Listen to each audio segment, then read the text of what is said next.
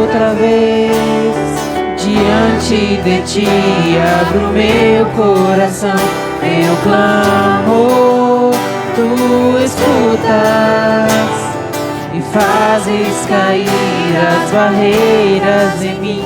És fiel, Senhor, e dizes palavras de amor, esperança sem fim. Ao sentir o teu toque, por tua bondade libertas meu ser no calor deste lugar. Eu venho me derramar, dizer que te amo, me derramar, dizer te preciso, me derramar, dizer que sou grato, me derramar, dizer que és formoso.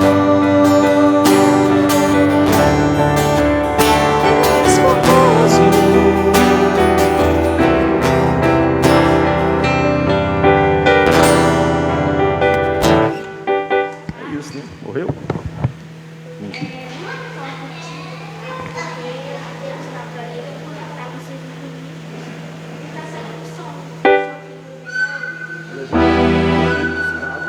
Colocou e não deu certo, entendeu? Mas eu acho que agora tá dando certo.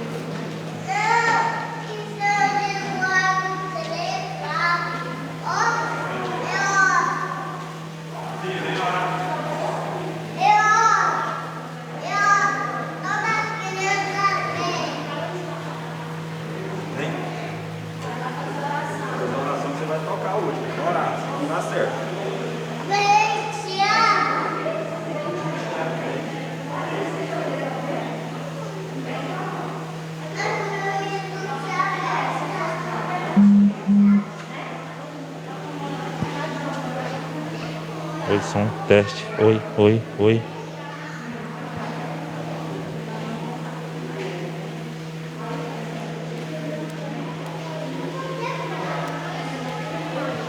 Oi, som.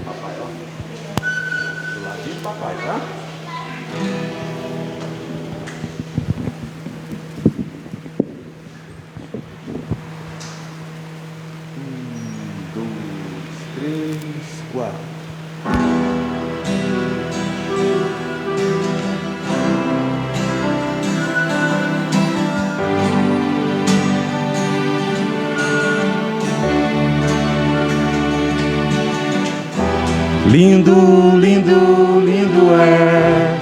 Glória, glória eu te dou, Jesus. Jesus. Lindo és. Lindo, lindo, lindo és. Glória, glória eu te dou, Jesus. Jesus.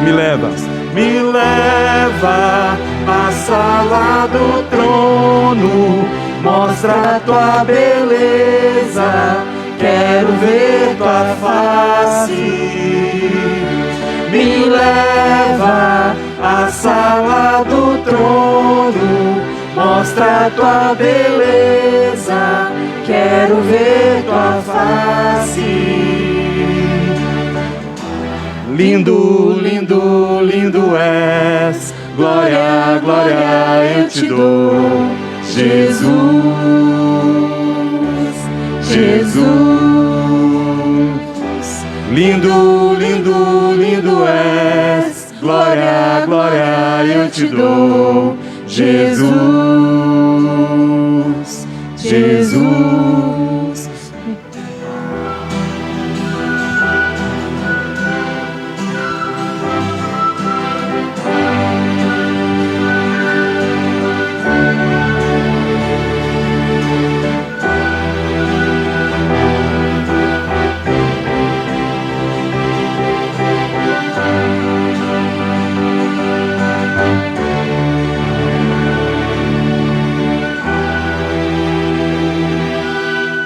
Irmãos, vamos orar? Senhor, nós damos graças a Ti, Pai, pela oportunidade que o Senhor nos dá de estarmos diante da Tua presença em clamor, ó Pai, em adoração ao Senhor. Que a Tua beleza, Senhor Deus, seja sempre contemplada, Senhor Deus, pelos nossos olhos. E que a gente nunca desvie o nosso olhar de Cristo Jesus, aquele que é o único que é merecedor de toda a honra e de toda a glória. Pai, mantém nossos pés firmes na Tua palavra, os nossos olhos fitos no Senhor, até o dia que o Senhor retorne para nos salvar e nos buscar. Glorificado seja o Teu nome por essa noite, que a bênção do Senhor seja derramada sobre a Tua igreja, em nome de Jesus, amém e amém. Presbítero Eli.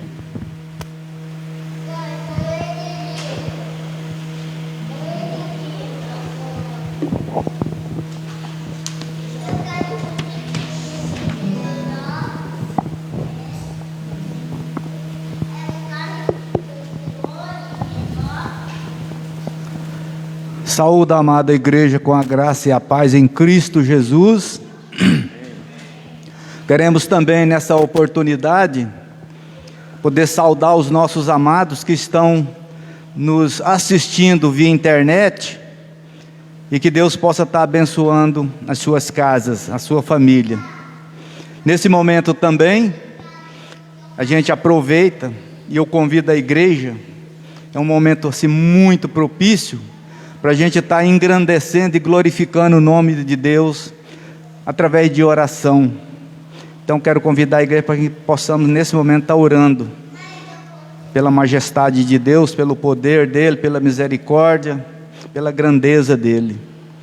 Deus Todo-Poderoso, Criador de todas as coisas, nós reconhecemos, ó Pai, que o Seu amor é de forma incondicional, porque o Senhor, ó Pai, na Sua graça, na Sua misericórdia, através de Cristo Jesus, o sofrimento do Seu Filho amado, o Senhor nos justificou. Amém. E nos deu um presente maravilhoso, que só o Senhor é capaz de oferecer. Amém. Nós não cansamos, ó Pai, de dizer que a única verdade vem do Senhor, porque não existe outra verdade onde nós podemos pedir socorro e salvação, só através do sangue do Cristo que derramou na cruz. E no terceiro dia, esse mesmo Cristo ressuscitou e está à destra de Deus Pai intercedendo por nós. Amém. Por isso nós temos toda razão, todo motivo de adorar, de engrandecer, de glorificar o Teu santo nome. A Ele, Pai, toda a honra, toda a glória. Muito obrigado, Pai, pelo sacrifício que o Senhor Jesus fez na cruz. E nós agradecemos o Senhor, e nós adoramos o Senhor, e queremos, ó Pai querido, nessa noite, poder prestar honras ao Senhor. Muito obrigado. É em Cristo Jesus é que nós agradecemos e oramos. Amém. Amém. Amém. Nesse momento também eu volto a convidar a amada igreja para que nós possamos abrir as nossas Bíblias lá em 1 Crônica. Nós vamos lá no capítulo 29. Nós vamos ler o verso 11, 12 e 13. 1 Crônica 29.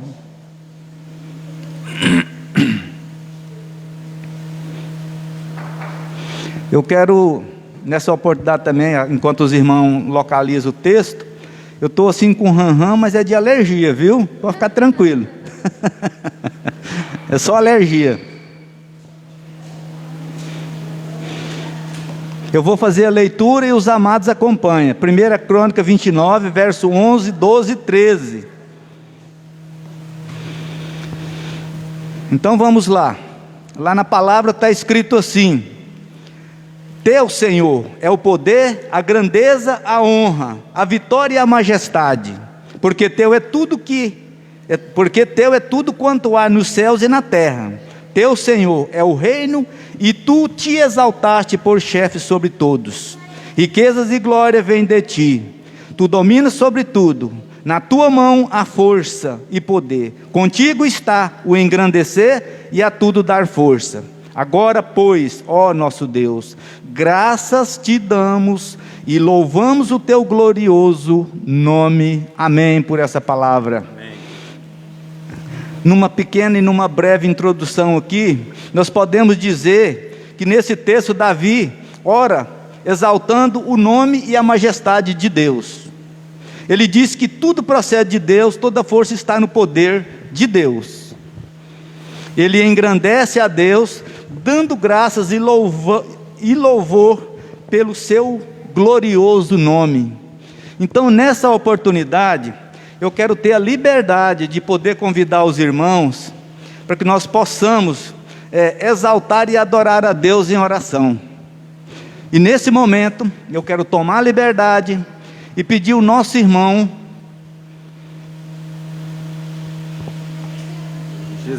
Geisiel, é um branquinho só, viu?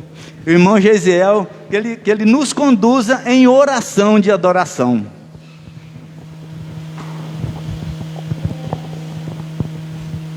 Senhor Deus, obrigado, Pai, por essa noite, Senhor. Obrigado, Senhor, por nos conduzir a este lugar, que é a sua casa, onde o Senhor nos conduza, Pai, em adoração, porque o Senhor é digno de toda honra e toda glória, Senhor. Amém. Obrigado, Pai, pela vida, pela disposição, Pai, de estarmos aqui, Senhor. É o Senhor que coloca essa disposição em nosso coração, Pai. Obrigado por tudo, Pai. Obrigado pelos irmãos, Pai, que estão aqui em disposição para ouvir a Tua palavra, Senhor. E aos irmãos também que estão em casa, Pai, não pôde vir, mas vai ouvir a Tua palavra também, Senhor, que será pregada aqui hoje. Obrigado, Pai. Obrigado pela disposição de adorar o Senhor, que é digno de toda honra e toda glória. Amém. É assim que oramos, Pai, agradecido no nome de Cristo Jesus. Amém, glória a Deus. Então, nesse momento, nós vamos continuar o nosso louvor, a nossa adoração ao nosso Deus, com a equipe de música. E nós queremos também avisar a igreja que a partir do primeiro cântico, a igreja tem a oportunidade de consagrar dízimos e oferta.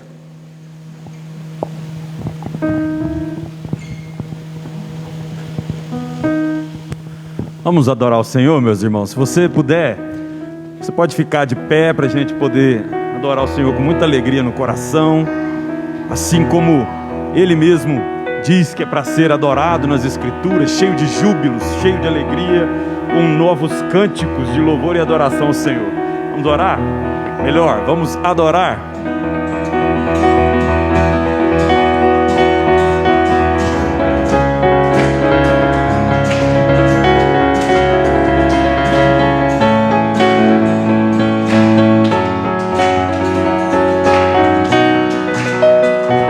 Quero louvar-te. Quero louvar-te, sempre mais e mais. Quero louvar-te, sempre mais e mais. Buscar o teu querer.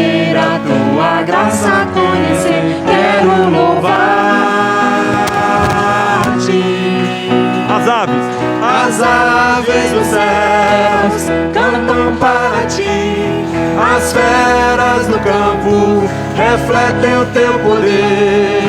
Quero cantar, quero levantar as minhas mãos a ti. Quero servir-te, sempre mais e mais quero servir-te, sempre mais e mais buscar o teu querer, a tua graça conhecer. Quero servir-te. As aves dos céus cantam para ti, as feras do campo refletem o teu poder. Quero cantar, quero levantar as minhas mãos a ti. Quero amar-te, sempre mais e mais quero amar-te, sempre mais e mais buscar o teu querer, a tua graça conhecer. Quero amar-te. As aves dos céus cantam para ti, as feras do campo refletem o teu poder. Quero cantar, quero levantar as minhas mãos a ti, Senhor.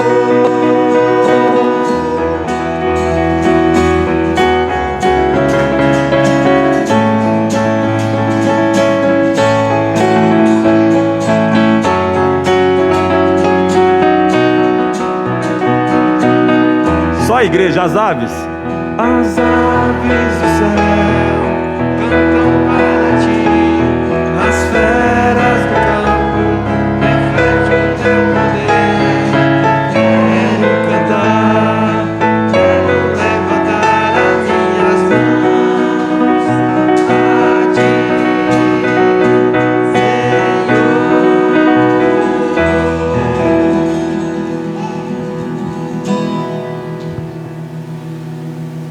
Irmãos, ainda que os dias possam ser maus, a palavra do Senhor diz que Deus está sempre ao nosso lado e a nos consolar.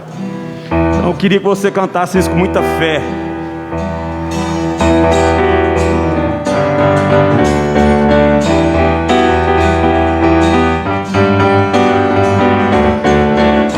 Tu és a minha porção, tu és a minha herança, tu és o meu socorro nos dias de tribulação.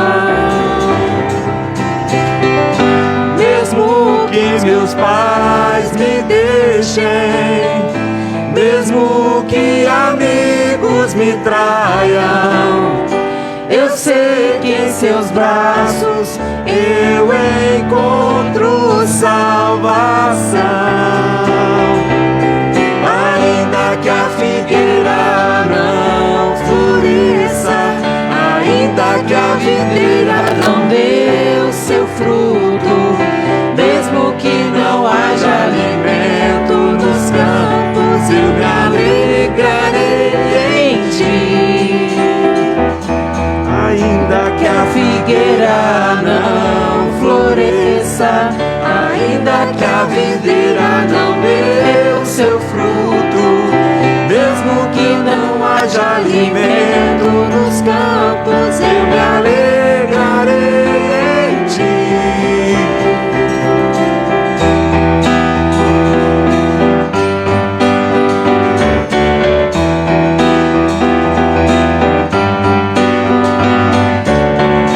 Tu és a minha porção, tu és a minha herança, tu és o meu socorro nos dias de tribulação. Mesmo que meus pais me deixem, mesmo que amigos me traiam, eu sei que em seus braços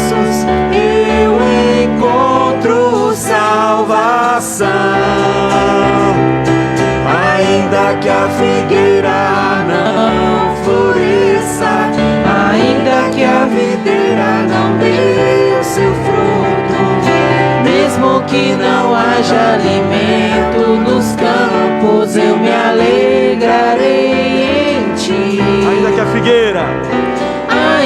que a figueira não floresça, ainda que a videira não dê o seu fruto, mesmo que não haja alimento nos campos, eu me alegrarei em ti.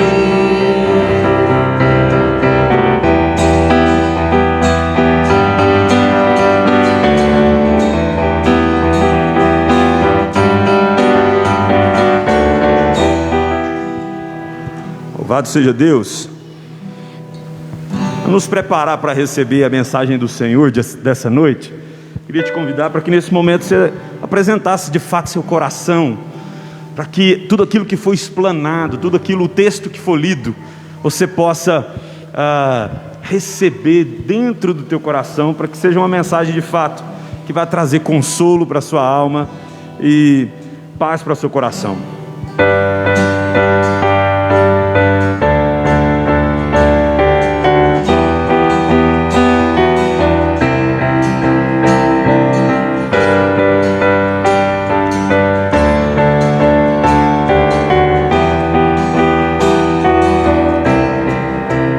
Eis-me aqui outra vez, diante de ti abro meu coração, meu clamor tu escutas e fazes cair as barreiras em mim. És fiel, Senhor, e dizes palavras de amor e esperança sem fim. Ao sentir o teu toque, por tua bondade libertas meu ser. No calor deste lugar eu venho me derramar, dizer que te amo, me derramar, dizer te preciso, me derramar, dizer que sou grato, me derramar, dizer que és formoso.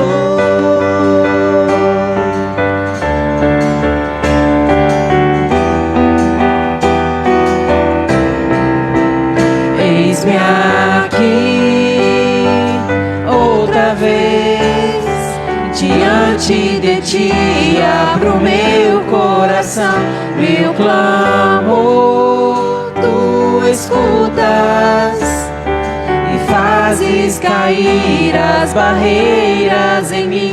És fiel, Senhor, e dizes palavras de amor e esperança sem fim. Ao sentir o teu toque, por tua bondade libertas meu ser. No calor deste lugar eu venho me derramar, dizer que te amo, me derramar, dizer te preciso, me derramar, dizer que sou grato, me derramar, dizer que és formoso, me derramar, dizer que te amo, me derramar, dizer te preciso, me derramar, dizer que sou grato, me derramar, dizer que és formoso.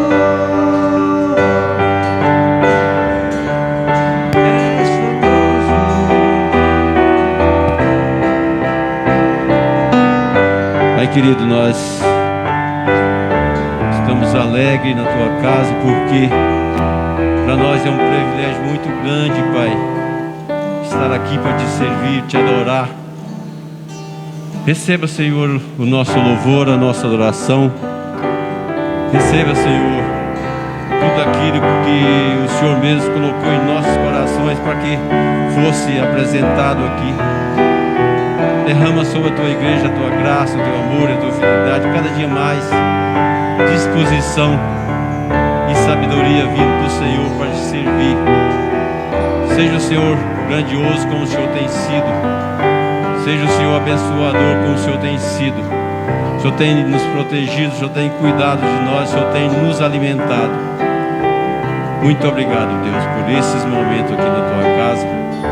E nós queremos estar à sua disposição e queremos ser dependente do Senhor, porque confiamos nas suas promessas, no seu amor e na sua fidelidade. Abençoa a igreja que está aqui presente e os demais que não puderam estar aqui.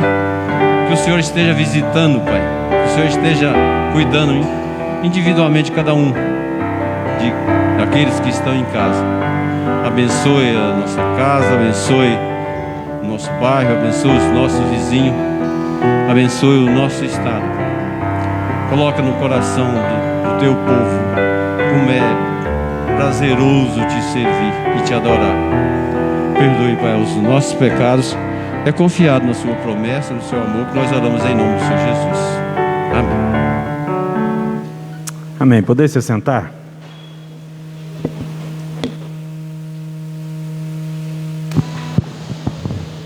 Quero convidar a amada igreja para a gente estar agradecendo a Deus em oração pelos dízimos e pelas ofertas que foram depositados na casa do Senhor. Amado Deus Todo-Poderoso, Pai, muito obrigado, Pai, pelo sustento da casa do Senhor, pelos dízimos, pelas ofertas que foram depositadas, Pai querido. Que o Senhor continue nos sustentando e nos ajudando, Pai, a administrar tudo aquilo, Pai querido, que vem do Senhor, que procede do Senhor. Uma pequena parte, Pai, que é depositada para que o seu reino, Pai querido, possa permanecer e continuar sendo administrado. E o Senhor mesmo é que nos ajuda. Por isso nós agradecemos, Senhor, em nome do Teu Filho amado, é que nós fazemos essa oração. Amém. Queremos também chamar as crianças, os adolescentes, né? E os professores. E também o reverendo Wagner, para que nós possamos orar pelas crianças e também possamos orar pelo reverendo na pregação de hoje, onde Deus possa estar usando o teu servo.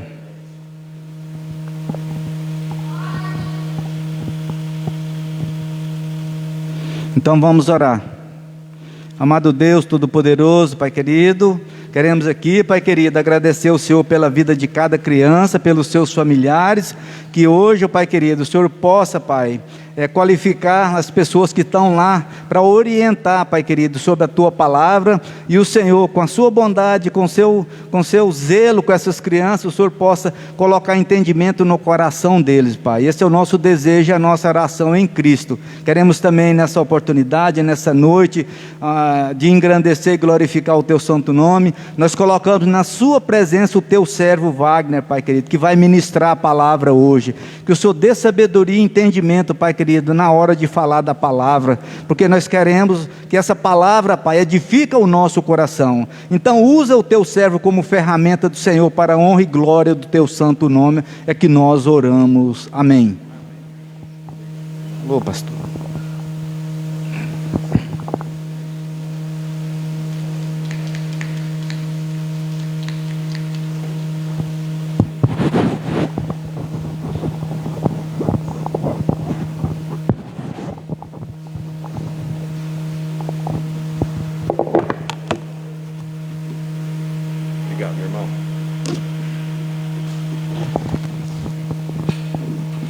Bom, boa noite, igreja, graça e paz em nosso Senhor Jesus Cristo para a vida de cada um dos irmãos. Trago um abraço da Igreja Presbiteriana de Santa Helena de Goiás, a qual tive a oportunidade de conhecer nesse último sábado. E uma igreja muito calorosa, muito receptiva, uma bênção de igreja.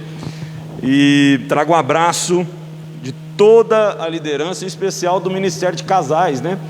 Estamos comemorando aí, ou comemoramos, né, o Dia dos Namorados, e o pessoal manda um abraço para vocês de lá da Igreja Presbiteriana de Santa Helena.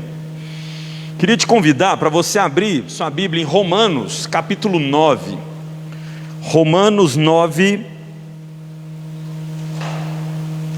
do verso 19 até o verso 33, é o texto que vamos meditar hoje. Romanos 9,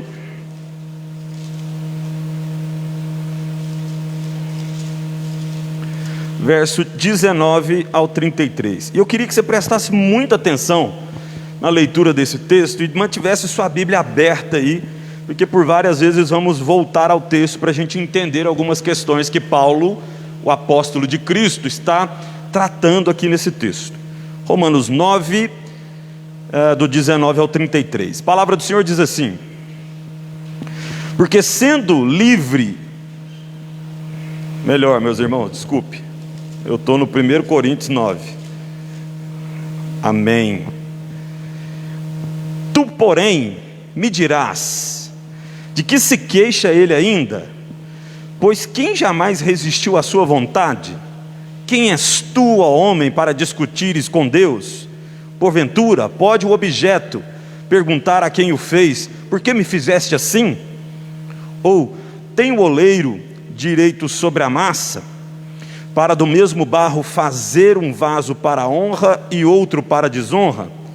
Que diremos, pois, se Deus, querendo mostrar a sua ira e dar a conhecer o seu poder, suportou com muita longanimidade os vasos de ira preparados para a perdição, a fim de que também desse a conhecer as riquezas da sua glória em vasos de misericórdia, que para a glória preparou de antemão, os quais somos nós, a quem também chamou não só dentre os judeus, mas também dentre os gentios.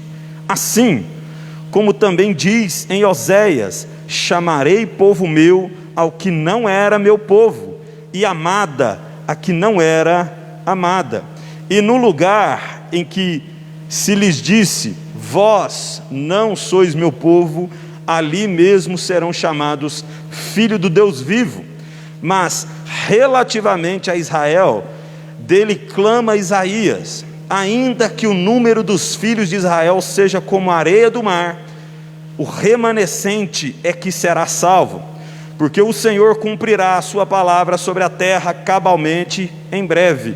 Como Isaías já disse: se o Senhor dos exércitos não nos tivesse deixado descendência, termos-íamos tornado como Sodoma e semelhante a Gomorra. Que diremos, pois? Que os gentios que não buscavam a justificação vieram a alcançá-la, todavia a que decorre da fé. E Israel, que buscava a lei de justiça, não chegou a atingir essa lei. Por quê? Porque não decorreu da fé, e sim como de obras. Tropeçaram na pedra de tropeço, como está escrito: eis que ponho em Sião uma pedra de tropeço e rocha de escândalo, e aquele que nela crê não será confundido. Palavra do Senhor. Queria mais uma vez orar, pedindo iluminação do Espírito Santo do Senhor sobre as nossas vidas, para que pudéssemos, ou para que possamos, na verdade, meditar nesse texto tão glorioso que nos escreve o apóstolo Paulo. Oremos. Deus, nós nos prostramos diante de Ti, ó Pai, antes de tudo abrindo mão do nosso orgulho, da nossa soberba, Senhor Deus, para tomar como verdade do Senhor a Tua palavra. Clamamos, nos dá a humildade, Senhor Deus, de reconhecer a nossa pequenez e de como precisamos do Senhor, de como precisamos depender do Senhor em todo o tempo.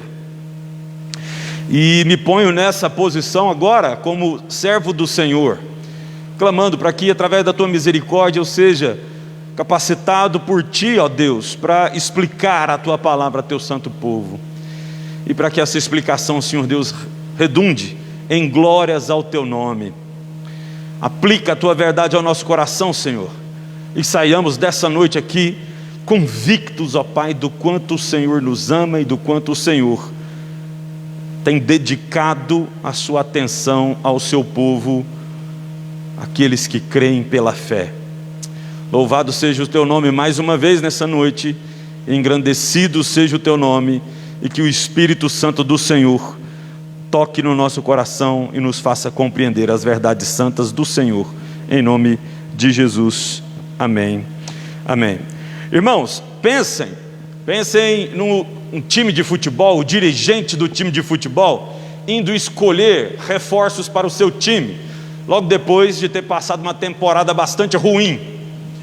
E a primeira coisa que vai fazer é buscar no currículo dos jogadores que estão à disposição, se eles foram bem no campeonato passado, ou se eles têm uma certa experiência, ou se eles têm uma desenvoltura com a bola que vá atender às necessidades da sua equipe e do seu time. Normalmente é assim que acontece. É assim que os dirigentes vão à busca dos futuros talentos para os seus times e do futuro reforço para seu time. Agora imagine um dirigente fazendo algo extremamente contrário a isso. Um cara que ele sequer viu jogar bola, que ele não tem fama, ele não está arrolado na galeria da fama dos jogadores de futebol, e você simplesmente vai lá e diz: você está contratado. Com certeza você vai dizer: esse dirigente de futebol é um louco, ele não sabe o que está fazendo, ele não conhece de futebol. Esse atleta, ele sequer viu jogar, ele nunca, na ficha dele, no último campeonato, ele não tem nada que possa lhe ser positivo, mas esse dirigente vai lá e simplesmente o escolhe. E é claro, né, que se você tivesse diante dessa situação, você ia chamar esse dirigente de louco, porque não é assim que se escolhe reforços.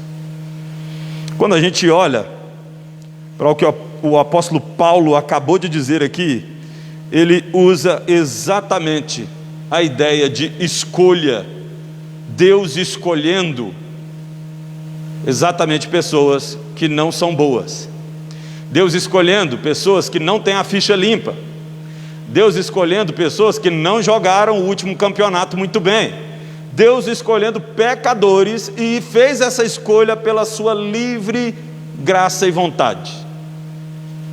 Escolheu dentre um povo para si, e não há nada que esse povo possa se vangloriar, possa bater no peito e dizer: eu sou merecedor de ter sido escolhido, eu sou merecedor de crer em Cristo Jesus, ou eu creio, ou eu conquistei o favor de Deus, ou eu posso adentrar nos céus porque eu mereço. Ninguém pode dizer isso, porque Deus te escolheu pela sua livre graça, não pelo seu desempenho, porque se fosse pelo nosso desempenho, estaríamos caminhando para o inferno. Não me lembro quem foi que disse, se eu não me engano foi Agostinho, que disse que não tem ninguém que esteja indo para o céu que mereça, e não tem ninguém indo para o inferno que não mereça estar lá. O texto que a gente acabou de ler, principalmente se você voltar no verso 11 do capítulo 9, você vai perceber que Deus escolhe, e Ele dá o exemplo aqui entre Esaú e Jacó, mostrando para a gente que Ele escolhe antes mesmo que Jacó e Esaú tivessem nascido. Deus escolheu Jacó para amar e se aborreceu de Esaú. Verso 11: e ainda não eram gêmeos nascidos. Que gêmeos? Jacó e Esaú. Nem tinham praticado bem ou mal, para que o propósito de Deus quanto à eleição, ou seja, Deus escolhendo para si homens e mulheres, escolhendo um povo para si, prevalecesse não por obras, mas por aquele que chama. Deus não nos chamou. Se você está aqui hoje e você crê que Jesus Cristo é o Senhor e Salvador da sua vida, foi porque Deus, antes de tudo, te retirou do meio de um povo que não crê num Cristo que é Salvador da sua vida. Então toda a glória e toda a honra deve ser dada a Ele, porque não merecemos nada. Eu dei essa ilustração aqui pela manhã. Imagine você, né, que trabalhou o mês todo. Eu lembro muito do meu tempo de professor de educação física ainda, né? E que a gente sonhava com os tênis da moda e da marca, mas a gente ganhava muito pouco, né? R$800, e o tênis custava R$799. E você trabalhava o mês todo e falava: esse mês eu compro aquele tênis. Você ia lá na loja, pagava, sobrava nada, tinha que estacionar o carro do lado de fora, porque não dava para pagar o estacionamento, e comprava o tênis e levava para casa. Trazia sim uma certa alegria, porque nós conquistamos, trabalhamos e conquistamos, né? Mas eu preciso concordar que seria muito mais glorioso que no sábado pela manhã alguém batesse na sua porta e falasse assim: cara, eu gosto tanto de você que eu vim trazer um presente, e abre o tênis de 799. Qual seria a sua reação mediante essas duas situações? Numa a gente tem prazer por ter conquistado, mas a outra regozijo e júbilo, porque a gente não esperava nada disso, e Ele bateu na nossa porta e nos presenteou com a graça e com a salvação em Jesus Cristo. É isso que Paulo está falando aqui sobre a eleição. Deus decidiu, dentre todo o mundo, escolher um povo para si, e nós não merecemos. Paulo vai terminar esse texto que nós acabamos de ler, principalmente aqui no verso 14, né? No capítulo 9, verso 14, ele faz algumas perguntas, né? Que diremos, pois, a injustiça da parte de Deus? A injustiça de Deus ter escolhido alguns no meio de todos? É claro que não. Na verdade existe a misericórdia, porque se todos somos jogadores sem uma ficha boa, sem ter trabalhado bem no antigo campeonato, nenhum de nós merece chance para jogar na seleção. Mas se Ele nos chama assim mesmo, a gente fica alegre, e não há injustiça nisso. Por quê? Porque Deus simplesmente nos deu aquilo que nós não merecíamos. Isso é misericórdia. O que merecíamos? Juízo, é ficar sem jogar. Por quê? Porque somos pecadores, não há nada em nós que nos faça merecedores desse favor glorioso que Deus nos dá. Então não há injustiça nisso, não há injustiça nisso. Toda a ênfase do texto do capítulo 9 de Romanos é a misericórdia, é Deus estendendo a sua mão para alguém que não merecia ajuda. Tendo explicado isso, então, que Deus não pode ser tido por injusto, porque Ele decidiu salvar alguns e não outros, Paulo continua falando sobre a doutrina da eleição, sendo que no texto que acabamos de ler, Paulo fala sobre a queixa humana mediante a escolha de Deus, e é isso que eu quero meditar com os irmãos hoje. A queixa humana mediante a escolha divina. É o homem dizendo: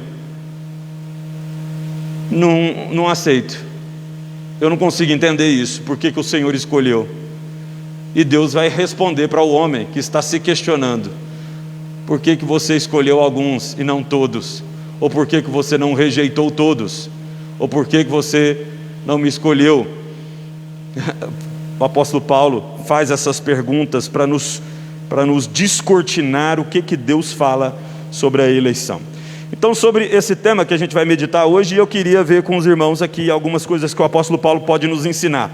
A primeira coisa que Paulo diz nesse texto aqui é: a queixa humana contra Deus, na doutrina da eleição, representa um ato de desrespeito contra Deus.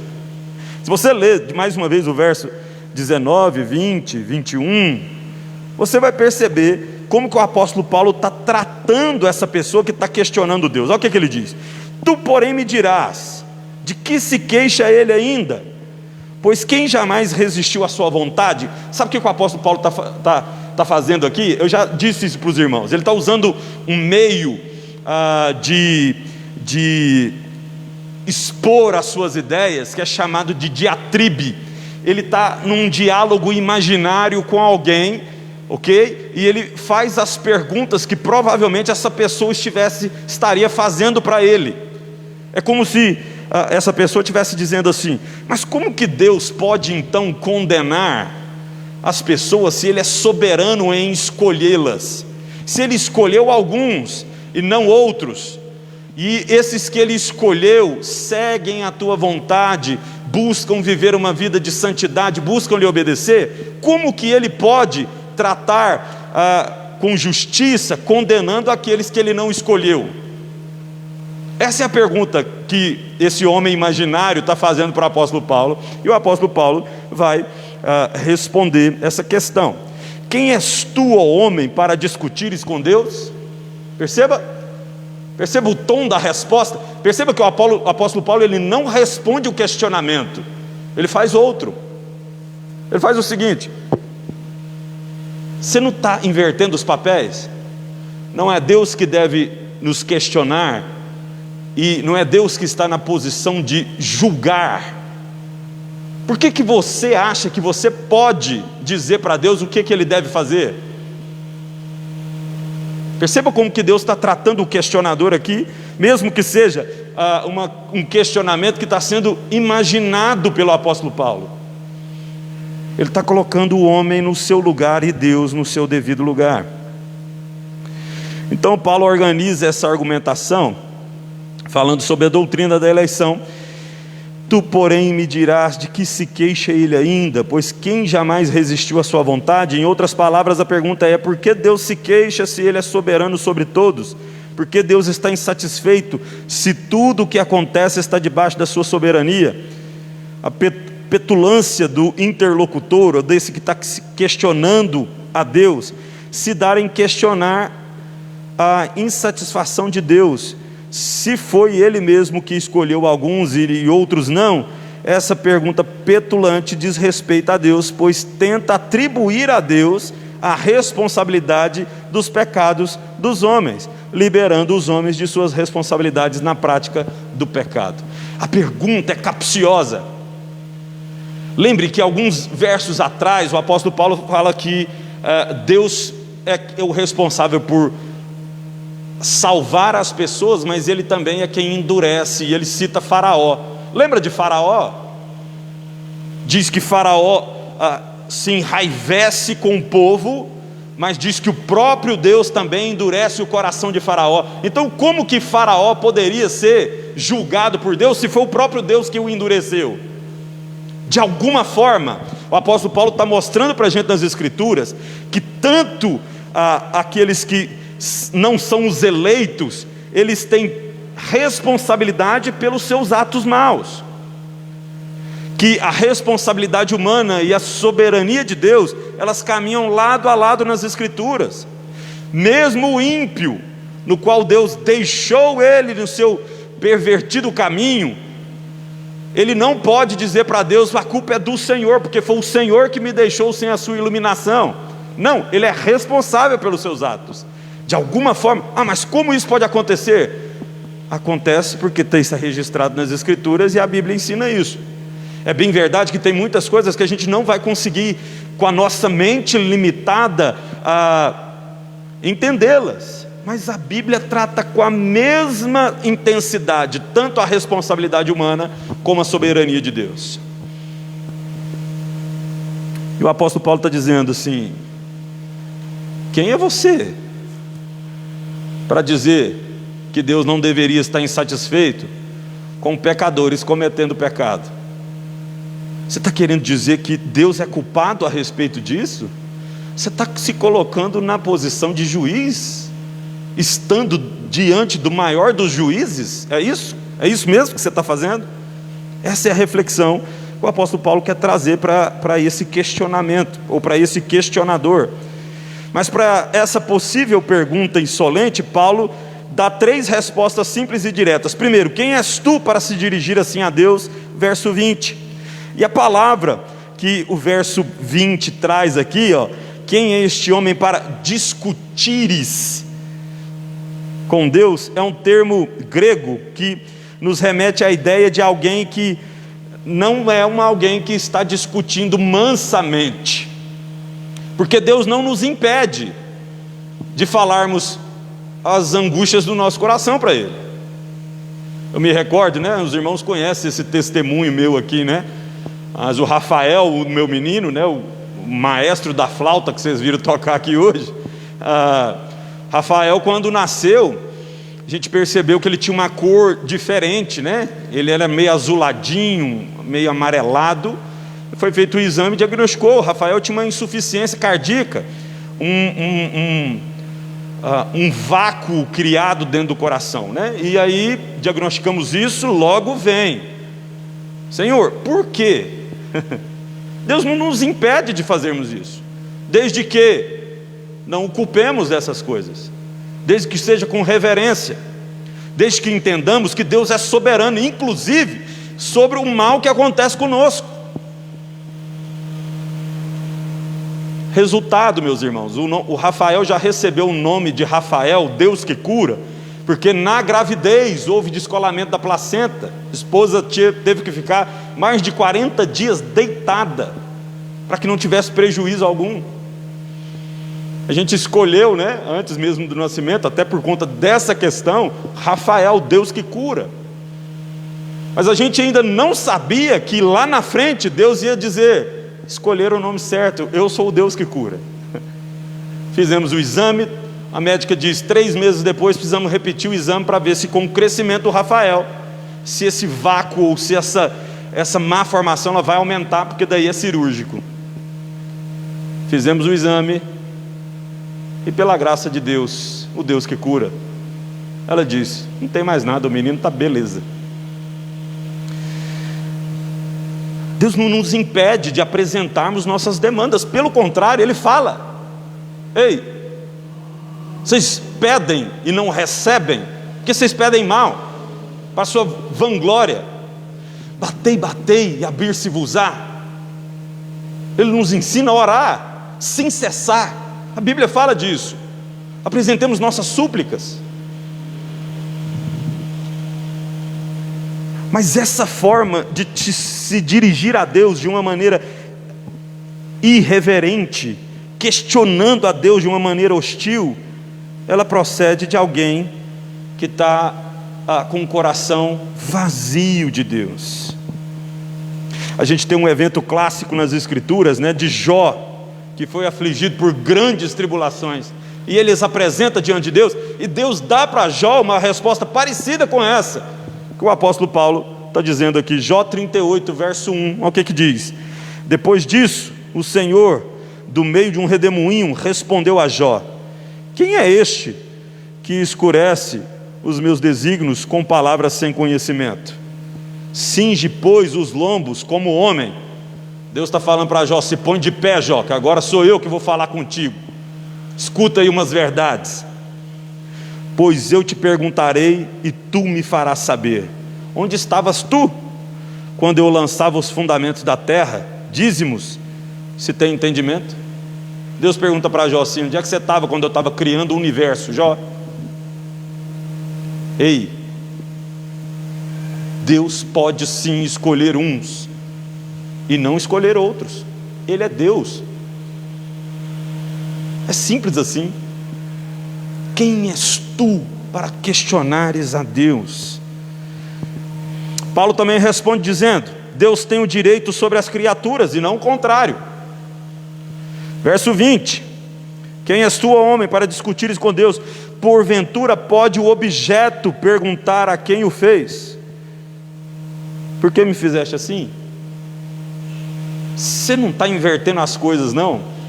Quando você diz assim: Deus é injusto, ou eu não consigo pensar num Deus que possa escolher uns e não escolher outros. Você não está na posição errada, não. Porque quem deve decidir isso é o Criador do objeto e não o objeto. Deus é Deus, nós somos somente criaturas. Deus é o sustentador de todas as coisas, nós somos seus dependentes. Deus é soberano, nós somos limitados. Deus é perfeito e santo, nós inconstantes pecadores. Por essas coisas, a gente deveria deixar Deus ser Deus e nos colocarmos somente na posição de filhos dele.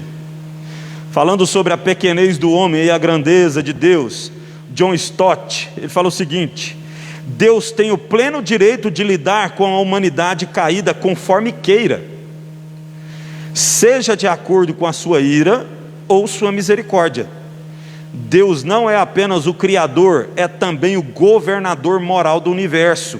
Em lugar algum sugere-se que Deus teria o direito de criar seres pecadores a fim de puni-los, mas que Ele tem o direito de lidar com os pecadores conforme Ele queira, perdoando-os ou punindo-os. Porque pecador é pecador. E o que ele merece é pagar o preço dos seus pecados. Por isso a ênfase é na misericórdia, porque Deus, dentre todos os pecadores, Ele decidiu escolher você, que um belo dia disse: eu creio em Jesus.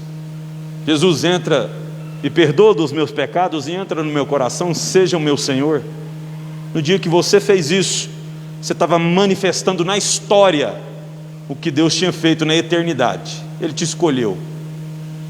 Exatamente isso que o apóstolo Paulo está ensinando para a gente. Paulo ainda diz que é Deus quem tem o controle dos homens e não os homens que controlam a Deus. Verso 20, o finalzinho do verso 20 e o verso 21. Pode o objeto perguntar a quem o fez: por que me fizeste assim? Ou não tem o oleiro direito sobre a massa, para do mesmo barro fazer um vaso para a honra e outro para desonra? Perceba algumas coisas muito interessantes aqui. O oleiro é quem dá forma ao barro, não é o contrário. Agora, uma coisa muito interessante nesse texto, quando ele fala a expressão para do mesmo barro fazer vasos de honra e outros para desonra. Deus escolheu dentre um povo que tinha a mesma essência, todos pecadores, e Ele escolheu uns para ser vaso de honra, aqueles que pela fé ouviram o Evangelho de Cristo e falaram: eu creio que o Filho de Deus veio ao mundo, morreu na cruz no meu lugar, para que eu fosse salvo. Vasos de honra. Agora, da mesma massa, Ele também fez vasos de desonra, que são aqueles que mesmo ouvindo o Evangelho, que mesmo olhando na criação e contemplando que existe um Deus, eles dizem, ou eles suprimem essa verdade no coração, como diz o apóstolo Paulo em Romanos capítulo 1, e negam a existência de Deus e começam a praticar todos os tipos de males. Esses são os vasos de desonra. Agora, pode o oleiro fazer isso? É claro que pode, é ele quem dá forma. A massa é a mesma, ele escolheu fazer uns vasos de honra, outros vasos de desonra. E que algumas pessoas pensam que isso é um equívoco do apóstolo Paulo. O apóstolo Paulo está viajando nisso. O apóstolo Paulo criou uma nova doutrina. O apóstolo Paulo está, sei lá, até me perdoe a expressão, mas tem gente por aí, eu já escutei, né? Inclusive é parente meu, só misericórdia de Deus, meus irmãos. Eu gosto muito de ler a Bíblia, mas eu não gosto do apóstolo Paulo. Então está perdido, né? Grande parte do Novo Testamento está escrito por ele. E por que você não gosta do apóstolo Paulo? Porque ele apedrejou Estevão. E a conversão, não existe conversão. É tão nítido ver que Paulo era um e depois ele é totalmente outro quando Jesus entra no coração dele. Algumas pessoas falam: isso é uma doutrina que é invenção dos homens. Só porque o profeta Isaías já falava disso.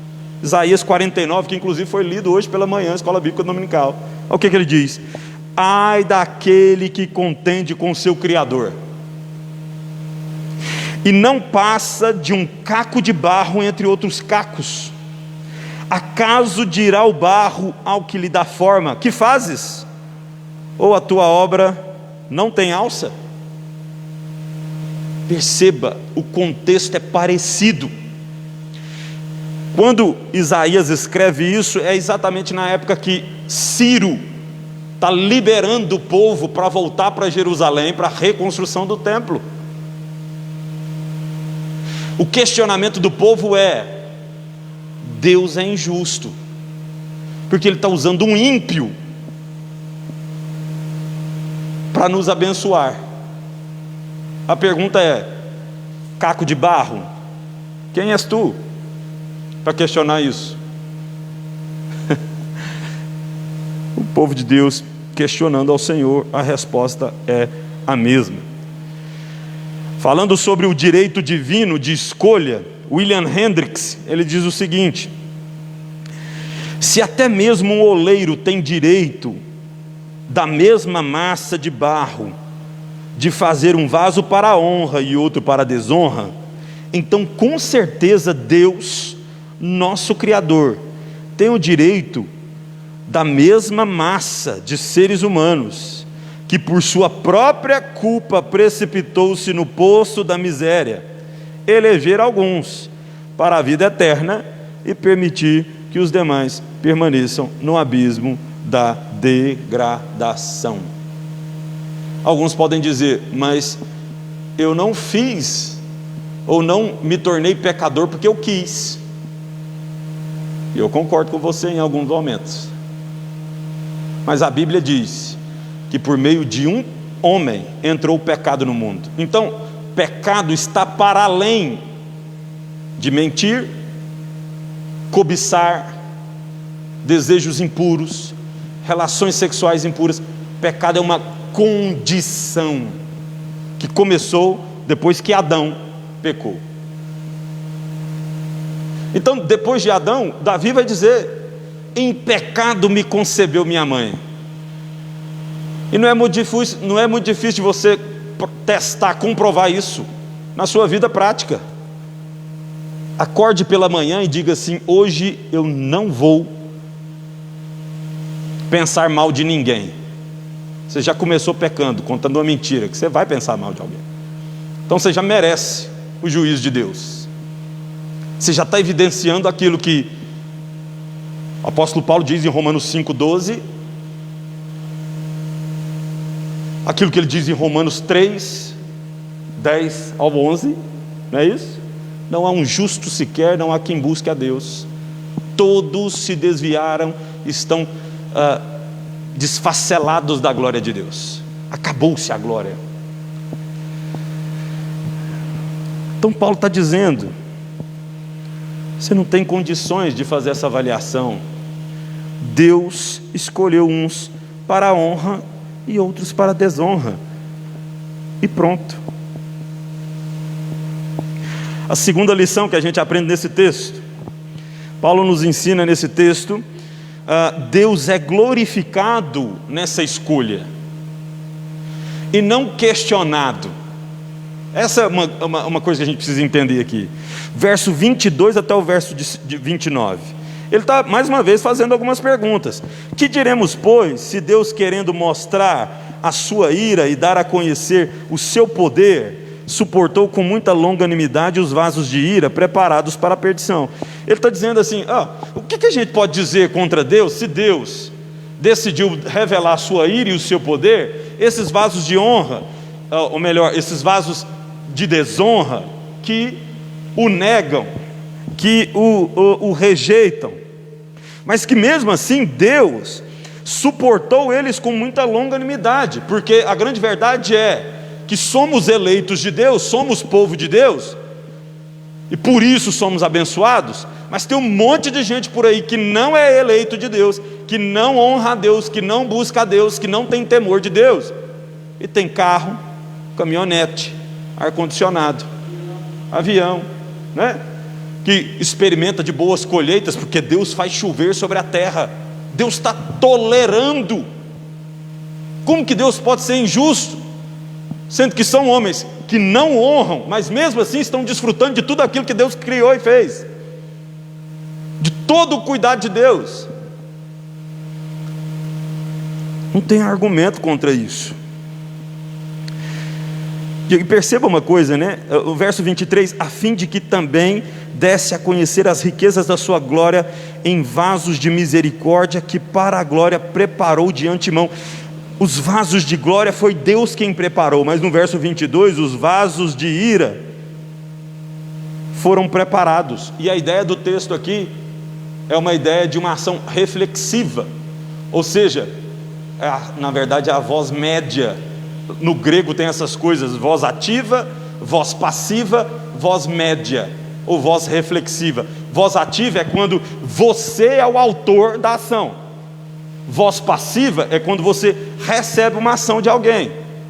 Voz reflexiva é quando eu sou aquele que estou empenhado em realizar essa ação, e por conta de fazer ela eu recebo uma reação. Então esses vasos, que são os vasos de ira, eles não são alguém que foram somente condenados, oh meu Deus, tenha misericórdia deles. Não, eles são responsáveis pela justiça que receberão. Essa é a ideia do texto aqui. E alguém pode dizer, mas Deus quer ser glorificado, ou Deus quer manifestar a sua glória condenando alguns?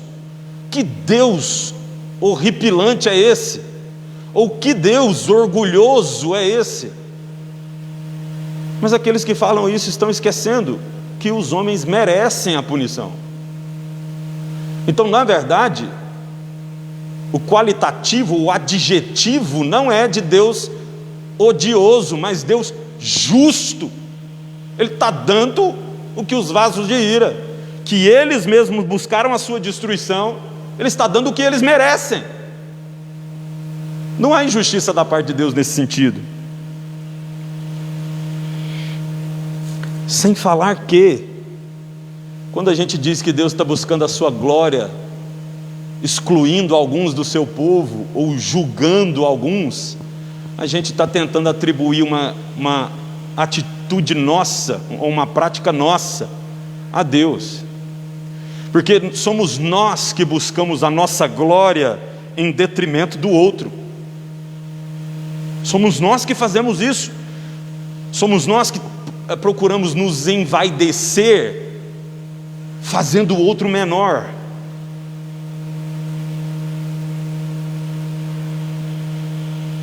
Somos nós que, quando buscamos a nossa glória, nós estamos buscando uma coisa vã. Sabe por quê?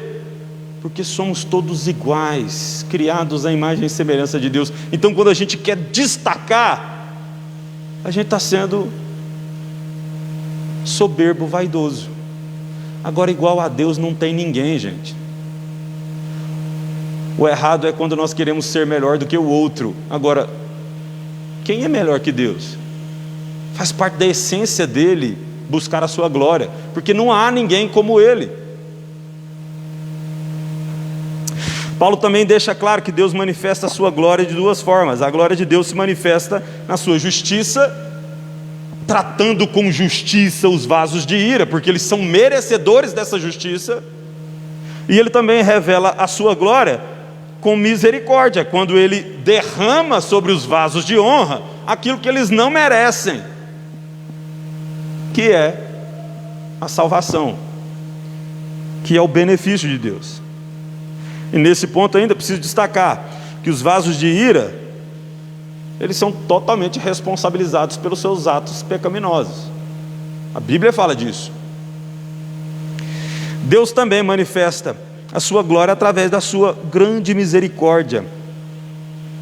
A glória aqui está evidente em Deus ter oferecido por sua livre graça o que os homens não mereciam. Efésios capítulo 1. Que às vezes alguém pode pensar assim, mas a Bíblia fala dessa questão da eleição somente aqui, de Deus ter manifestado a sua glória somente nesse texto. Em os outros textos da Bíblia, a Bíblia está falando algo totalmente diferente, mas não é. A Bíblia fala em várias partes que Deus escolheu alguns, e esses que Ele escolheu não pelo desempenho de ninguém.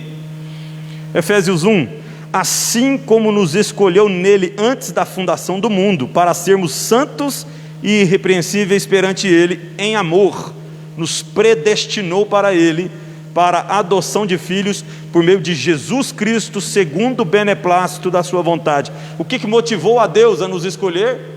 A sua boa vontade. Para o louvor da glória, nos escolheu para o louvor da sua glória. Por quê? Porque Deus precisa ser glorificado no fato de ter, dentre um povo pecador, corrompido, Ele ter escolhido alguns para ser misericordioso. Louvor da glória de sua graça, que Ele nos concedeu gratuitamente no amado, ou seja, nos deu de graça em Cristo Jesus.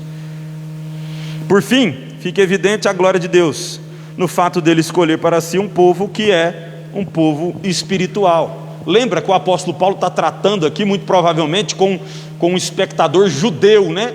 Que entendia que pelo fato de ser da descendência de Israel, por ser um israelita, por ser um descendente de Jacó, a qual Deus escolheu antes que os gêmeos nascessem, alguém podia bater no peito e falar assim: eu sou judeu, eu estou salvo. Paulo está dizendo: não é por aí. Dentre o Israel existe o remanescente que vai crer, porque a salvação não é pela nacionalidade, mas pela fé. Se você hoje inclusive crê que Jesus Cristo é o seu Senhor e Salvador, você foi incluído na família da fé. Você pode se chamar, entre aspas, de um israelita da fé. Eu sou filho de Abraão pela fé, eu sou filho de Deus pela fé. Deus chamou para si um povo que é espiritual, e isso fica evidente no texto quando a gente olha para as citações que o apóstolo Paulo usa, né, do próprio Antigo Testamento, verso 24: os quais somos nós a quem também chamou, não só dentre os judeus. Ele ainda está dizendo: ó, a salvação não foi dada pela fé, pela graça mediante a fé, somente para judeus, não. Deus ainda chamou quem não era judeu. Lembra, ainda citei isso aqui pela manhã, da Raabe, que recebe os espias de Josué na sua casa, e ela fala: ó, está escondido aqui, vou livrar vocês, mas salva a minha casa. Raabe não era israelita, foi recebida na família de Deus, porque pela fé ela conhecia os feitos de Deus e falou: eu preciso me juntar ou servir a esse Deus. A maneira de eu fazer isso, escondendo esses homens e pedindo para que eles tenham misericórdia de mim e da minha casa, para quando eles vierem destruir a cidade de Jericó, eu e os meus sejam salvos. Desde o Antigo Testamento Deus está falando disso, que existia sim a nação de Israel, que Deus escolheu, tirou de dentre a manada, mas dentro desse Israel ainda existe um outro Israel, que é aqueles que creem pela fé. Lembra do Israel que pereceu no deserto, 40 anos? Toda uma geração foi morta exatamente pela dureza do coração. Um Israel que não vivia pela fé. Paulo cita Oséias capítulo 2, que diz o seguinte: semearei Israel para mim na terra, e compadecer-me-ei da desfavorecida. E a não meu povo direi: tu és o meu povo. Ele dirá: tu és o meu Deus. Está falando aqui dos gentios, está falando que vai espalhar o Israel pela terra. E aqueles que antes, os próprios israelitas diziam: esses cães, esses gentios, esses impuros, Deus vai chamar de seu povo. Inclusive, o apóstolo Paulo se apresenta nas Escrituras como sendo o apóstolo dos gentios. Deus chamando uma família espiritual. Um outro texto aqui, Isaías 10, 22: porque ainda que o teu povo, ó Israel, seja como a areia do mar, numeroso, o restante ou o remanescente se converterá, destruição será determinada, transbordante de justiça, porque uma destruição, e essa já determinada, o Senhor dos exércitos a executará no meio de toda essa terra. Ele está falando do meio do numeroso povo tem o remanescente, o escolhido. Deus é injusto? Não, Ele decidiu ser assim, Ele decidiu fazer assim. Israel 1, ou melhor, Isaías 1:9: se o Senhor dos exércitos não tivesse nos deixado alguns sobreviventes, já nos teríamos tornado como Sodoma e semelhante a Gomorra. O remanescente é o que não permite com que o povo de Deus seja aniquilado na perversão e no juízo. O remanescente sempre vai buscar a Deus, é povo espiritual do Senhor. Então, meus irmãos, é nítido ver a ênfase de Paulo na resposta ao questionamento: por que Deus elegeu uns e não outros? E é respondido com ênfase na misericórdia. Por que Deus fez isso? Porque Ele decidiu ter misericórdia de quem Ele quer. E não compete, ou melhor, não depende de quem quer que seja, ou de quem corra. O apóstolo Paulo chega a dizer isso, também no capítulo 9. Não é porque você é importante, ou porque você faz boas obras, é porque Deus decidiu te salvar. E a última coisa que o apóstolo Paulo nos ensina aqui é sobre a doutrina da justificação. Ele vai voltar nesse tema, doutrina da justificação, verso 30 até o verso 33. Olha o que ele diz: que diremos, pois? Que os gentios não buscavam a justificação, vieram a alcançá-la, todavia, a que decorre da fé? Ele está falando, os gentios nunca obedeceram os mandamentos de Deus, nunca celebraram no templo, nunca subiam para Israel para cultuar a Deus no templo de Salomão. Eles nunca davam de ombros, na verdade, para os 10 mandamentos. É claro que existe uma certa moral que equivalia aos 10 mandamentos na cultura dos gentios, né? Por exemplo, lá no meio dos gentios, se você matasse, você também morria. Algo similar àquilo que está na lei de Levítico. É claro que não era permitido possuir a mulher do outro, mesmo que as culturas dos gentios tinham várias atitudes que eram de prostituição. Mas eles nunca buscaram a salvação nesse princípio. Eu faço, eu obedeço, então Deus olha para mim e fala, nossa, como Ele é bom, eu tenho que salvá-lo. Não, gentios nunca viveram assim. E Deus os chamou, fala, vem para cá, você que era desfavorecida agora vai ser meu povo, porque é pela fé a salvação, e não pelos méritos. Ninguém pode conquistar a salvação, Deus é quem a dá.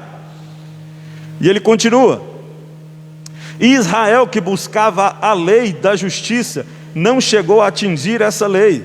Ele está falando do povo de Deus, o povo de Deus que vivia lá, apresentando os sacrifícios, mas com o coração vazio de Deus. Amós fala isso, né? Amós capítulo 5, verso 9, fala, não aguento mais ouvir o estampido da voz de vocês. Sabe por quê? Que vocês vêm aqui, cantam, oram, louvam, mas o coração de vocês está vazio de mim. Esse povo ia no templo, esse povo seguia as ordenanças, esse povo dava o dízimo do coentro da hortelã, mas o coração não dependia de Deus. Eles diziam, Senhor, estou fazendo, portanto mereço. O gentio chega diante de Deus e fala assim, o quê? O Senhor está me chamando? O Deus de Israel? Mas eu não mereço, mas eu recebo. Percebam a diferença? Justificação pela fé, não pelas obras. O apóstolo Paulo está mais uma vez tocando nesse assunto. Verso 32, por quê? Por que Israel buscava a lei e a justiça e não chegou a atingir? Por quê? Por que isso aconteceu? Porque não decorreu da fé, e sim como de boas ou de obras, tropeçaram na pedra de tropeço. E aqui é o ponto de conexão com Cristo Jesus. O que impedia Israel de ter a salvação e de ser povo de Deus, povo espiritual de Deus? Porque Israel não abria mão da sua glória e da sua soberba espiritual e dizia que merecia a salvação. E a pedra de tropeço veio da cidade de Nazaré, de onde não vinha profeta bom, era filho de um homem comum, que caminhou no meio dos vilarejos de Jerusalém, homem simples, homem que comia com os pecadores, trazia com ele a mensagem do seguinte: eu vim para os doentes. Se você não for como uma dessas criancinhas, você não vai adentrar o reino dos céus. A mensagem dele era o seguinte: não é pelo tanto que você faz, mas pelo tanto que eu amo você. A mensagem dele era o seguinte: a quem se ama mais? A quem se perdoa pouco ou a quem se perdoa mais? Responde Simão fariseu. Simão fariseu diz: a quem se perdoa mais. Pois é, essa mulher que você viu aqui, que adentrou na sua casa, me ungiu com óleo, lavou meus pés com suas lágrimas e enxugou com seus cabelos, essa é uma filha de Deus, porque ela entendeu que não é por merecimento, é pelo amor de Deus. Deus perdoou todas as minhas falhas. Israel dizia: não, eu mereço, porque eu sou fiel a Deus. A família da fé diz: eu sei que eu não mereço, Senhor, tem misericórdia de mim. Lembra do fariseu e do publicano orando a Deus? E diz: o publicano sequer conseguia olhar, levar os seus olhos a Deus. O fariseu dizia: Senhor, muito obrigado, porque eu não sou como esse homem. Olha a soberba de quem acha que merece algo diante de Deus. Israel não alcançou, porque alicerçava o seu direito de salvação ao seu próprio desempenho. Eu sou bom, eu mereço. Os gentios receberam porque entenderam: não mereço nada, mas se Deus está me chamando, eu aceito. Tropeçaram na pedra de tropeço, e a pedra de tropeço é o Filho de Deus, que veio para tirar o pecado do mundo. Como está escrito, verso 33, eis que ponho em Sião uma pedra de tropeço e rocha de escândalo, aquele que nela crê não será confundido. Lembra do escândalo que Jesus causava? Ele come com pecadores. Ele foi na casa de Zaqueu, o cobrador de impostos. Esse não pode ser o Messias. Ele toca em leproso para mostrar que a salvação é por meio dele, a beleza é dele, a pureza é dele, a santidade é dele, o poder é dele, não dos homens, para a salvação. E concluindo, meus irmãos, quero só relembrar vocês sobre a eleição. O apóstolo Paulo fala: Deus tem o direito de escolher quem Ele quiser, pois Ele é Deus. Deus escolhe, e isso é para a sua própria glória, porque Ele quer manifestar a sua misericórdia diante de quem não a merecia. Deus te escolheu para que nada proceda de você mesmo. Deus te elegeu, então seja humilde, receba isso sobre a sua vida, entenda que você é um agraciado. Então, meus irmãos, se você está aqui nessa noite e ainda questiona a doutrina da eleição, entenda que ela é bíblica e passível de aceitação. Homens da parte de Deus foram quem a escreveram. Toda a escritura é suficiente e passível de aceitação, diz o próprio apóstolo Paulo. Caso contrário, meus irmãos, você vai ter que rejeitar também a doutrina da natureza divina de Cristo e da Trindade, porque é impossível. Se o fato de você não entender que Deus tem o direito de escolher uns em detrimento de outros é o fato de que você rejeita a doutrina, então você vai precisar rejeitar a doutrina de que Cristo é Deus e é homem, porque mentalmente isso não pode ser explicado. E se você rejeita isso, você perdeu a salvação, caiu por terra todo o evangelho. Se Cristo não é verdadeiramente homem e verdadeiramente Deus, os homens estão encerrados debaixo do pecado. A doutrina da Trindade também, impossível compreender isso. O apóstolo, ou melhor, apóstolo não, Augusto Nicodemos vai dizer que a Trindade é uma conta que racionalmente não faz sentido, onde 1 mais 1 mais 1 dá 1. Deus Pai, Deus Filho, Deus Espírito dá 1, não dá 3. Se mentalmente você não consegue entender e por isso rejeita, vamos ter que rejeitar coisas elementares da fé cristã também. E por fim, meus irmãos, você está aqui hoje, e se lá no fundo do seu coração você crê Eu creio que Jesus é o meu Senhor. Eu creio nisso. Eu entendo isso. Eu entendo que eu preciso. Mas a própria Bíblia também fala que você precisa crer com o coração e com a tua boca confessar que Ele é o seu Senhor. Se hoje você entendeu, o apóstolo Paulo está dizendo, eu tenho o direito de escolher e escolhi. E aqueles que eu escolhi são os que pela fé, me recebem. Se você entendeu hoje, você tem a oportunidade de fazer isso hoje. Receber Cristo como seu Salvador, crendo com o teu coração e dizendo, Senhor, eu quero que você seja o Senhor da minha vida.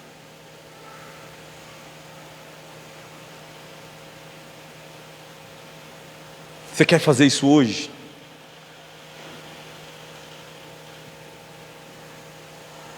Você quer confessar? Você quer entregar a sua vida para Cristo? E depois começar a regozijar de toda a beleza que Cristo tem para nos entregar? Incontáveis e incontáveis bênçãos. Se você quiser, ou você pode me procurar no final do culto, ou você pode repetir essa oração comigo, que vou fazer agora. Feche seus olhos aí. Senhor, Tu sabes o que passa no coração dos homens. Afinal, Tu és Deus, o Senhor o criou. Tu és o oleiro, e nós, caco de barro. O Senhor nos conhece por completo. Se tem, ó Deus, alguém aqui, essa noite, que deseja de fato reconhecer que o Senhor é o Senhor da vida dele, eu peço, ó Pai, que através da Tua graça e da Tua misericórdia, o Senhor aplique essa verdade sobre o coração desse irmão,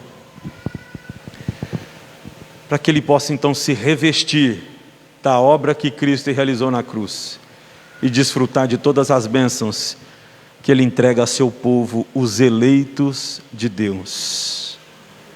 Entra, Senhor Deus, nesse coração,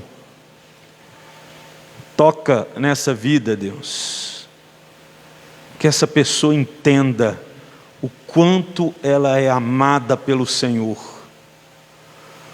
um amor que tudo suporta, um amor que não é pelo merecimento, um amor que é santo, um amor que não acaba, um amor que não se esfria.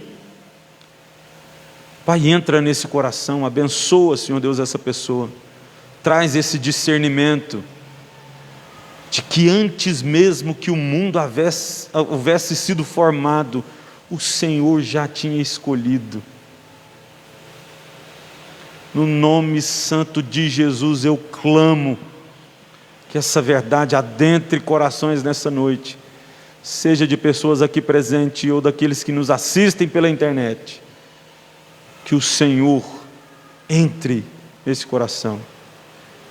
E todo aquele, ó Senhor Deus, que já crê, todo aquele que já confessou, viva uma vida de júbilo e de alegria, na convicção de que Deus te ama incondicionalmente. É só assim, ó Pai, que seremos verdadeiros adoradores que adoram o Pai em espírito e em verdade. É só na compreensão de que Deus nos escolheu e Ele fez isso pela sua livre graça, nos amando profundamente. A prova disso é o que Cristo realizou em nosso favor. E amor maior que esse nós nunca experimentaremos. Por isso, o sentimento de que somos profundamente amados pelo Senhor, nossa vida é marcada pela alegria de estar com o Senhor. Renova essa convicção em nós e nos aquece o coração, Deus, para continuarmos a buscar a Ti, em nome de Jesus que nós oramos. Amém. Amém. Irmãos, antes de impetrar a bênção, queria dar 2 avisos para os irmãos.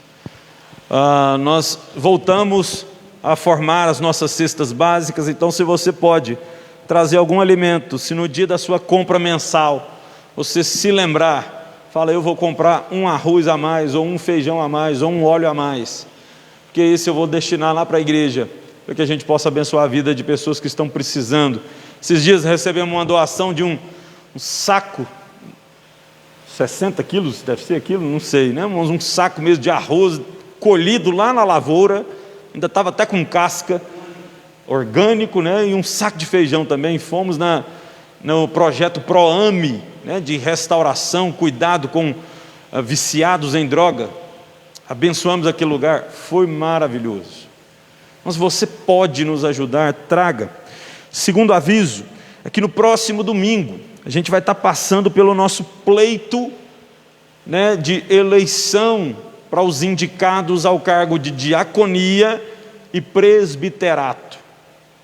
Além disso, por conta da pandemia, até hoje a gente não tinha feito, mas nós vamos apresentar aqui as contas do ano passado e a projeção para esse ano. É o que a gente chama de apresentar o prospecto do ano seguinte. Nós vamos fazer isso. Lembra os irmãos, essa assembleia para a eleição e também para a apresentação das contas do ano passado e o prospecto para o próximo ano, elas carecem que os irmãos estejam presentes. Vamos fazer isso na Escola Bíblica Dominical. Então se esforce para estar aqui, para que você possa votar nos candidatos, elegendo-os, aqueles que foram indicados, e também tomar conhecimento do relatório financeiro do ano passado e do prospecto desse ano. É necessário quórum, né? Então preciso que vocês estejam presentes. Façam um esforço para estar conosco nesse sentido, para que passamos por um processo saudável e com a participação de todos. Se você conhece alguém que não veio hoje, mas que tem vindo à igreja, avisa a pessoa, domingo que vem não falta não, porque lá na escola dominical a gente vai passar pelo processo seletivo e apresentação das finanças da igreja. No mais, era só isso. Os visitantes, né? Muito obrigado, meu irmão. Braço direito e esquerdo, né? Os visitantes, meus irmãos, fiquem muito à vontade no nosso meio. Essa é a casa do Senhor, não tem dono isso aqui, a não ser aquele que é o homem que a gente era conhecido por nós na Assembleia de Deus, na minha época de Assembleia. O homem das mãos furadas é o dono desse lugar, né? A gente até cantava isso. Cristo Jesus é o dono desse lugar. E fiquem à vontade, essa é a casa do Senhor. Que o Senhor lhe dê uma boa semana. Venha sempre, estejam muito à vontade para estar conosco. Impetrar a bênção, né? Vamos ficar de pé? Os presbíteros que estão aqui presentes, por favor, estendam suas mãos sobre a igreja. Que a graça do nosso Senhor Jesus Cristo e o amor de Deus, o nosso Pai, e as consolações do Espírito Santo do Senhor esteja sobre toda a igreja, em nome de Jesus. Amém. Amém. Deus os abençoe, meus irmãos. Boa semana. Os leve para casa em segurança. E que essa semana seja semana abençoada do Senhor, em nome de Jesus. Abraço para todos.